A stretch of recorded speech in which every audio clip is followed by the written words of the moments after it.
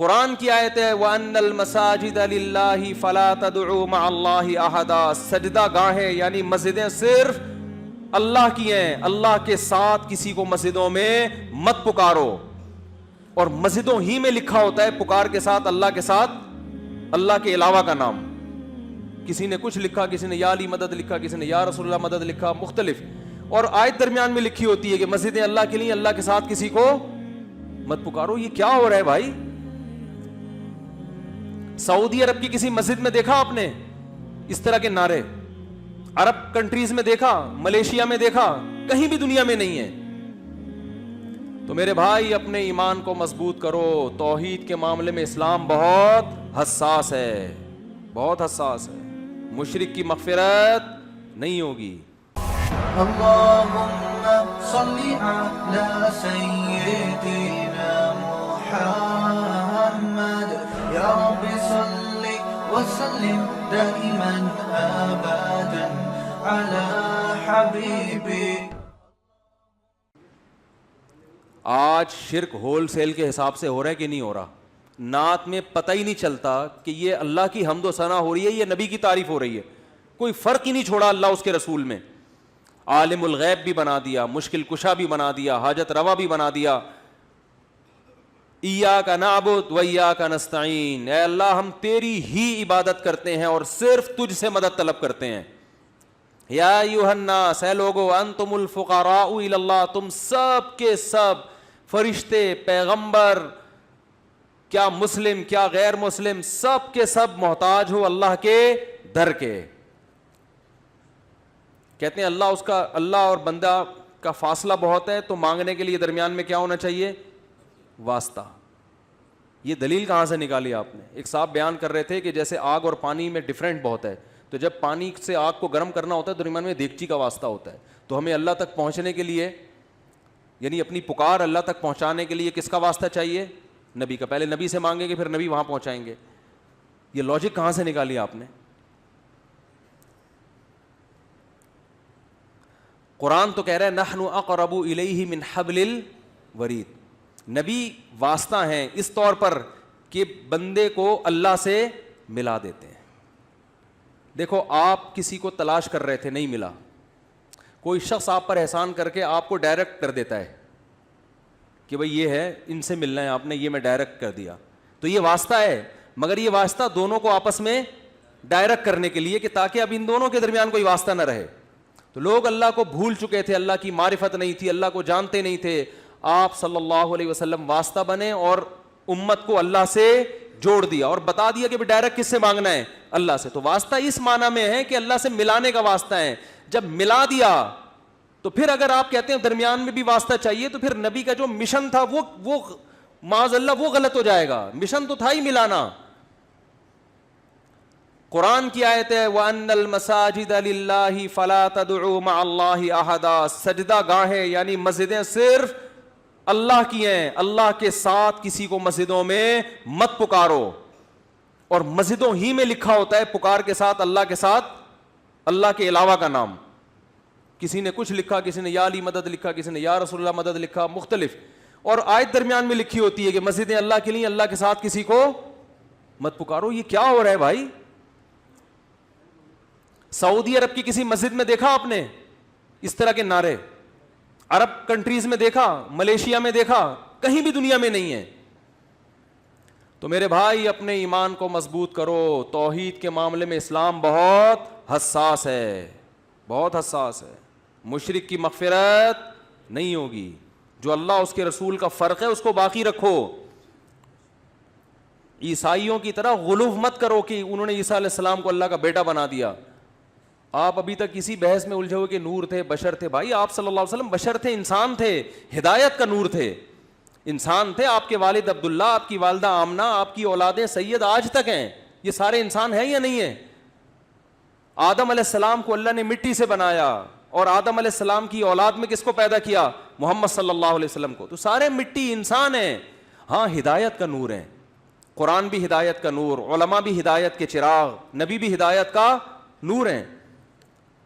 ہدایت کے لحاظ سے آپ روشنی ہیں. قرآن بھی ہے، علماء بھی ہیں، لیکن آپ ماہیت کے لحاظ سے, حقیقت کے لحاظ سے بشر ہیں, انسان ہیں. تمام وہ لوازمات جو انسانوں کے ساتھ ہوتے ہیں آپ کے ساتھ بھی تھے. آپ کو بھوک لگتی تھی, آپ کھانا کھاتے تھے, آپ کو نکاح کی ضرورت محسوس ہوئی, آپ نے نکاح کیا, آپ کو اللہ نے اولاد دی اس سے, آپ بیمار ہوتے تھے, علاج کرتے تھے. مشرکین کہتے تھے کہ ما لی ھذا الرسول یاکل الطعام ویمشی فی الاسواق, یہ کیسا پیغمبر ہے جو کھانا بھی کھاتا ہے اور بازاروں میں خریداری بھی کرتا ہے. سمجھ رہے ہیں نا. اور اس رسول پر اس وقت تک ایمان نہیں لائیں گے جب تک یہ انگلی سے اشارہ کرے اور چشمے جاری ہو جائیں. تو قرآن نے کیا جواب دیا؟ قل سبحان ربی, اے نبی ان سے کہہ دو میرا رب ہر عیب سے پاک ہے, میں تو عاجز ہوں. ہل کنت الا بشر رسولا, میں نے کب دعویٰ کیا میں یہ سب کچھ کر سکتا ہوں؟ میں تو ایک بشر ہوں, انسان ہوں, پیغمبر ہوں, میرا یہ دعویٰ ہی نہیں ہے. پھر آپ کہہ سکتے ہیں پھر چاند کے 2 ٹکڑے کیوں کیے؟ وہ اللہ نے کیے, وہ نبی نے نہیں کیے. بعض دفعہ اللہ اپنی نشانی دکھاتا ہے اپنے بندوں کے ہاتھ پہ, تو اللہ نے کہا ہے محمد صلی اللہ علیہ وسلم آپ اشارہ کرو میں توڑ دوں گا تاکہ ان کو یقین آ جائے. اختیارات نہیں دیے, نہ چاند کو ٹکڑے کرنے کے, نہ زمین سے چشمے جاری کرنے کے. جیسے حضرت موسیٰ کے پاس لاٹھی کو سانپ بنانے کے اختیارات نہیں تھے, لیکن بنتی تھی لاٹھی, ان کے ہاتھ میں سانپ بنتی تھی, اشدہا بنتی تھی, سمندر کے 2 ٹکڑے کرتی تھی. اللہ کرتا تھا, نہ لاٹھی کرتی نہ موسیٰ کا. اگر موسیٰ کو, حضرت موسیٰ علیہ السلام کو یہ اختیار ہوتا کہ وہ لاٹھی سے سمندر کے 2 حصے کر دیں, تو پھر حضرت موسیٰ سمندر اور دریا کے کنارے کھڑے ہو کر پریشان نہ ہوتے اور بنی اسرائیل پریشان نہ ہوتے. اے یا موسیٰ انا لمدرکون, پیچھے فرعون مارے گئے. وہ کہتے ہیں موسیٰ آپ کے پاس تو لاٹھی, آپ تو جب چاہیں جو چاہیں کر لیتے ہیں, کچھ کر لیں. کہنا یار یہ لاٹھی کو تو سانپ بنتے دیکھا, وہ تو کچھ دیکھا نہیں, پتہ نہیں یہ سانپ کیا کرے گا یہاں پہ. اور حضرت موسیٰ بھی پریشان, لیکن کیا فرماتے ہیں ان معی ربی, میرے ساتھ میرا رب ہے, کچھ نہ کچھ کرے گا وہ. تو لاٹھی کو سے سمندر کو ٹکڑے کرنے کا اختیار ہوتا تو یوں کر دیتے اسی وقت, اللہ سے تھوڑی پوچھتے. اللہ نے فرمایا ہے موسیٰ اس دریا پہ اس لاٹھی کو مار, بس پھر دیکھ کیا ہوتا ہے. لاٹھی کو سانپ بنانے کا بھی حضرت موسیٰ کو اختیار نہیں تھا. تھوڑا سا ٹھہر جائیں, چھٹی کا دن ہے نا آج, 2-4 ذرا گریوی بھی تو دیکھو, ہر جگہ گریوی چل رہی ہے یار, گریوی چل رہی, فری میں چلتی ہے گریوی. پھر پکڑائی میں نہیں, آواز کافی رش ہے تو پکڑائی میں نہیں آؤ گے آپ لوگ. تو بس ابھی ختم کر رہا ہوں یہ بات کر کے. تو حضرت موسیٰ کو لاٹھی کو سانپ بنانے کا اختیار نہیں تھا, ورنہ پہلی دفعہ جب حضرت موسیٰ سے ملاقات ہوئی اللہ کی, اللہ نے موسیٰ علیہ السلام سے کوہ طور پہ فرمایا وما تلک بیمینک یا موسیٰ, موسیٰ یہ ہاتھ میں کیا ہے؟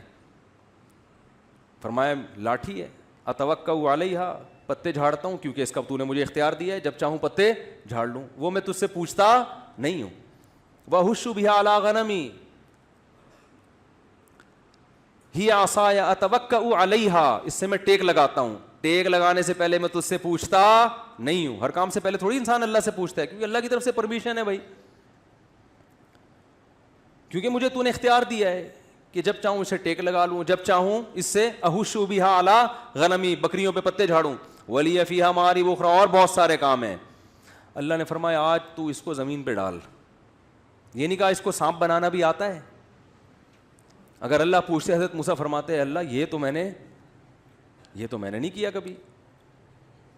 اس لیے اللہ نے فرمایا اس کو زمین پہ ڈال. جب زمین پہ ڈالا, قرآن کے الفاظ ہیں فَإِذَا حَيَّةٌ تَسْعَىٰ, سانپ بن کے دوڑنے لگی.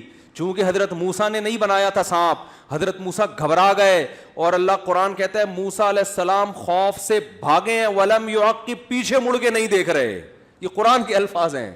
خود بنایا ہوتا تو ان کو پتا تھا بھائی میں خود لاٹھی کو سانپ بنا بھی سکتا ہوں اور سانپ کو ریورس کر کے دوبارہ لاٹھی بنا سکتا ہوں, پھر یہ خوف ہوتا. بھاگ رہے ہیں کہ بھائی تو سانپ بن گیا. یا موسیٰ اقبل, اے موسیٰ واپس پلٹ, ولا تخف, ڈر نہیں, سنعیدها سیرتها الاولی, تو اس کو پکڑ لے, ہم اس کو دوبارہ لاٹھی بنا دیں گے, ہم بنائیں گے لاٹھی اس کو.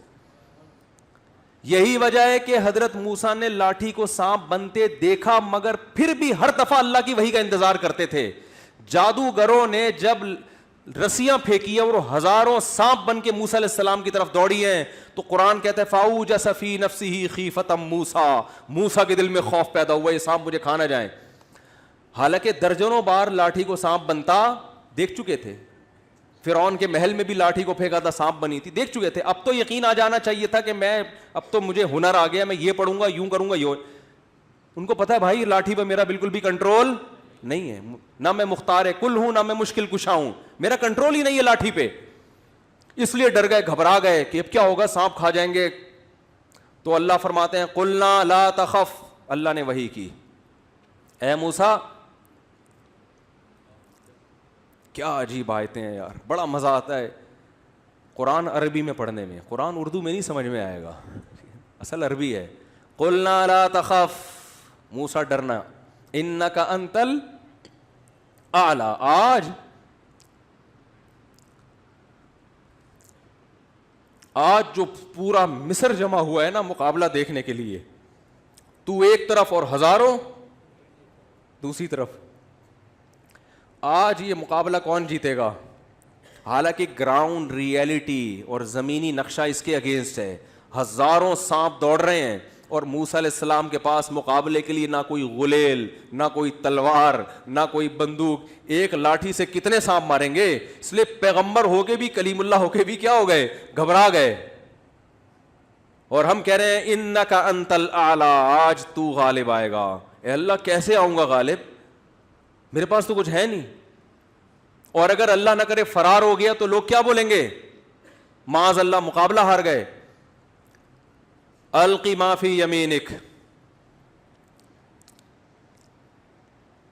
اے موسیٰ تیرے دائیں ہاتھ میں جو لاٹھی ہے اسے زمین پہ ڈال دے. اگر اختیار ہوتا نا تو اتنی لمبی ڈیٹیل کی ضرورت, نہ ڈرنے کی, نہ وحی کے انتظار کرنے کی, نہ تسلیوں کی. کہتے میرے پاس ہے, جیسے کوئی آ رہا ہو چور, کوئی ڈاکو, آپ کے پاس رائفل ہے تو انتظار کرتے ہو پولیس والے کا, وہ کہے گا تسلی مت کر, تیرے ہاتھ میں جو رائفل ہے ٹریگر ہے ٹھا کر دے, کرتے ہو؟ بولو بھائی جب یہ رائفل ہے اس لیے کہ پوچھے بغیر چلانی ہے, ایسا ہی ہوتا ہے نا. حضرت موسیٰ کو پتا تھا بھائی یہ لاٹھی ہے, پتہ نہیں میں پھینکوں گا کیا ہوگا اس کا, مجھے کیا پتا کیا ہوگا. تو معجزہ پیغمبر کے اختیار سے نہیں ہوتا, پیغمبر کا کوئی عمل دخل نہیں ہوتا, کیونکہ ایسے اختیارات اللہ نے کسی کو دیے نہیں ہیں. پیغمبر کا صرف ہاتھ ہوتا ہے, قدرت اور طاقت کس کی ہے؟ اللہ کی. تو اے اللہ کیا کروں, القی ما فی یمینک, تیرے دائیں ہاتھ میں جو لاٹھی ہے اسے زمین پہ ڈال دے. کیا ہوگا؟ تلقف ما صنعوا, جو انہوں نے جادوگری کے کرتب دکھائے ہیں نا سب کو نگل لے گی. یہ کیا کرے گی؟ سب ختم. ایک لاٹھی زمین پہ پھینکی, اژدہا بن کے ایک سانس لیا اس نے, اور سارے سانپ اس کے پیٹ میں. اور جو جادوگر تھے نا انہوں نے کہا یہ جادو نہیں ہے, کیونکہ وہ تو جانتے تھے جادو اور حقیقت میں کیا فرق ہے. انہوں نے کہا ہم نے جو کیا وہ مسمرزم ہے. بھائی رسیوں کو سانپ بنانا کسی کے بس میں دم نہیں, حقیقت میں نہیں ہو سکتا, ورنہ جادوگر تو پتہ نہیں کیا کیا کرتے بیٹھ کے. مفتی طارق مسعود صاحب کے بیانات سننے کے لیے youtube.com/مفتی طارق مسعود کو سبسکرائب کریں, اور اگر آپ لائیو ویڈیو کو کبھی بھی مس نہیں کرنا چاہتے ہیں تو سبسکرائب کرنے کے بعد بیل آئیکن پہ کلک کرنا مت بھولیں. جزاک اللہ.